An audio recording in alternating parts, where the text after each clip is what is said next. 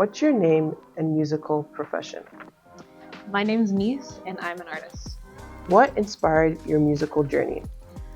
So I started music very, very young, and it feels a little bit like it wasn't a choice. My dad, before he had me and the rest of my siblings, he always said his first daughter is going to be a singer named after um, the artist Shanice, the American artist Shanice. And yeah, he said, I'm going to name her Shanice, and she's going to be a singer. And so that was kind of history. I am the first born daughter, and my govey is Shanice, and I'm a singer. I'm an artist. You started your musical journey at a very young age. Can you share with us one of your earliest memories of performing and how that experience influenced your path in music? Well, I grew up singing in church.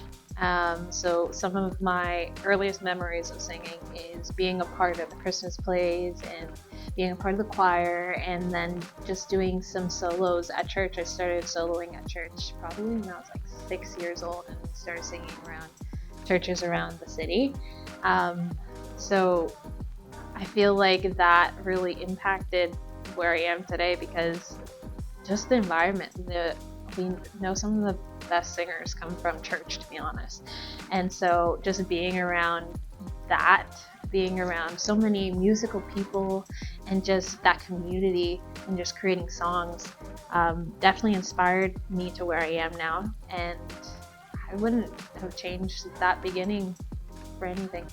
You've mentioned Alicia Keys, Tori, Kelly, and Destiny's Child as some of your main influences. Can you elaborate on how these artists have shaped your musical style and approach to songwriting? Those artists are some of the best singers out there, and artists out there. I can say for like Alicia Keys, along with being somewhat forced into music, my dad also put me into piano at an early age, because he's like, my daughter just can't learn how to sing, she has to do other things, right? So I was put into piano, and naturally, if you're a singer and you play piano, some of the first songs you ever learn how to play is If I Ain't Got You or Fallin'. So with Alicia Keys, just her caliber of musicality has shaped, I think, who I am as an artist, because I have been so heavily influenced by her style, and even her writing style. So just most of my songs, I start them off with piano, and then they through production they morph and they change into larger things, but they normally start off with piano. And like with Destiny's Child, their harmonies are off the chain, and I feel like I'm very influenced by how they come up with their melodies and also their harmonies. And I would say honestly the same thing with Tori Kelly. She's like a dynamic singer, vocal powerhouse, but then also just her note choices are so, and her note choices and her range is phenomenal. So I find that, like, unintentionally, because I probably listened to her and honestly all these artists that I talked about, whether it's Destiny's Child or Alicia, when I write, I noticed that a lot of my music follows a lot of those melody paths. So I'm very much influenced by each and every single one of them in different ways, but also just influenced by music of, I would say, the 90s. So. Your new single, Blue Skies, has just been released. What inspired this song, and what do you hope listeners will take away from it? I can honestly say I probably wrote Blue Skies like a year and a half ago. So I don't even remember where I was at in that place when I wrote it. I know it started off with production. So I work with this great producer in the city. It goes by Huncho Midas, who's actually my brother. So during the pandemic, we just really collaborated and worked on a bunch of stuff. So I remember him sending me this song, this beat that he was he was working on, or I think we were in the studio and I was just listening and I was like, oh, what's that? So then yeah, I started writing to it, and then the melody of Blue Skies started to flow.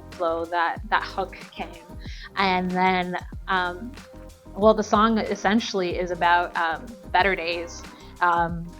It's about being in a relationship that's ended, and then just looking for better days, because you've been trying not to reminisce on that failed relationship or whatever. But I think it has so much more of a meaning, especially now where it's like there's just so much things going on in the world, and so many things going on with people personally. So I think this song just provides such a lighthearted way to be like, I just want blue skies. I don't want any like rainy days, especially like today's a rainy day, you know. So it's just like, I just want a good time, and essentially that's what the song is about. And I know I wrote it a while ago, and I didn't know what an impact it would be, how impactful it would be on even me personally, until I released it now. And just that meaning of searching for a better time, it resonates with me, and I hope that's what resonates with the listeners. Many artists in Canada have faced challenges in their career. Can you share a difficult moment you've encountered as a result of being an artist in Canada? Have you been able to overcome these challenges and as you continue pursuing your passion for music?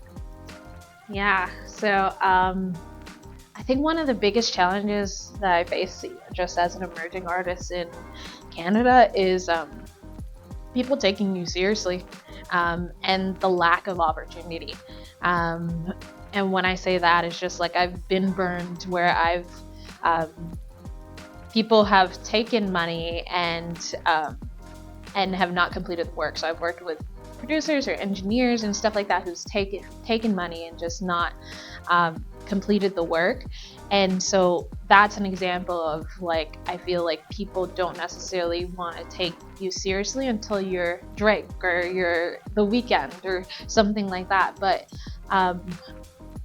I think that there are also some great platforms like this platform who have embraced emerging artists. And I think it's just a matter of going out and continuing, no matter the no's, no matter the rejections, no matter the people who don't want to take you seriously, and just go for it. Continue putting out the music, continue reaching out to organizations, and just continue to perform in the city. And that's kind of how I've embraced this journey.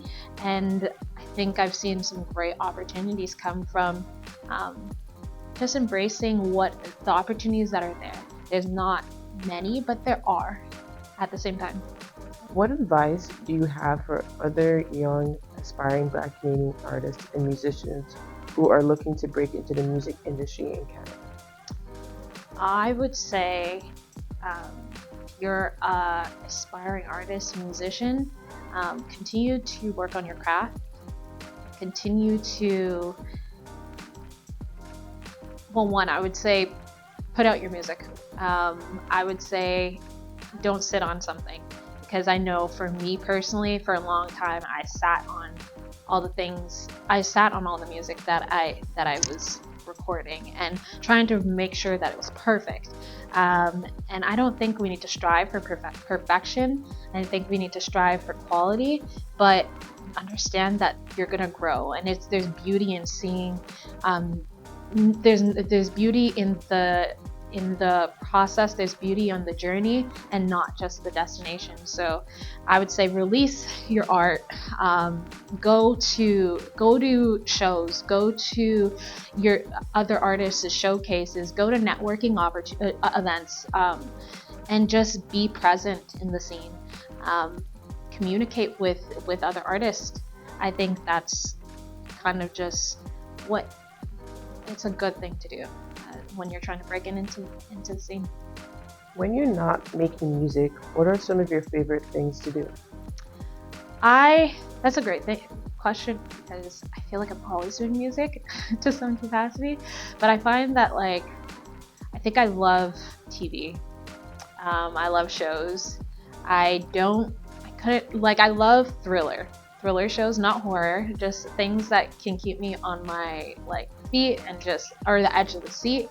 Um, but then I also like a good like trash TV, like Love Is Blind or something. Um, but other than that, just chilling with friends. It's a good time, just having a good time with people I love in my life. Who is one Canadian artist or musician that inspires you and why? Right now, I really am vibing with Alicia. She's a R&B artist from Canada, Toronto, and her music is exceptional. The quality is great. The melodies are beautiful. The production is great. I really vibe with her art. But in general, I really find inspiration from all of the artists that I come into contact with, whether I'm on a showcase or just friends that I know who are on this musical journey. I just Canadian artists are so passionate about what they do, and just seeing the drive and the opportunities that they're willing to take and the things that they're willing to do to break into the scene and to continue to grow their craft is inspiration enough. So shout out to all the Canadian artists out there. So now it's time for the rapid fire round. So we'll give you two options and you have to choose one. First one, ice cream or cake? Cake. Brunch or dinner dates? Brunch. Android or iPhone? Oh, iPhone. Jollof rice or rice and peas? Caribbean, so I have to say rice and peas. Early bird or night owl? Oh, night owl. Hip hop or Afrobeat? Ooh. Right now, Afrobeat still. Dinner with Jay-Z or $500,000? $500,000. Ooh. I mean, if he's gonna give me money, he is a billionaire. I'm gonna have to do the $500 for right now. I don't know if that's the right choice, but. Okay, next question. Looking ahead, what are your musical career aspirations for 2024? Are there any specific goals or milestones you're aiming for in your music career? So I am so excited. I have a couple of singles that I'm releasing at the top of the year to follow blue skies. But after that, I'm really hoping towards releasing a project at the end of the year. So those are like my main goals, and just performing more throughout the city. Yeah. Lastly, where can viewers watching this interview find your music, and how can they stay updated on your latest releases and performances? Well, you can follow me on all social platforms at Neice Music to stay up to date with all the shows and all the new music that's going to be released. And that is Neice Music on all social platforms.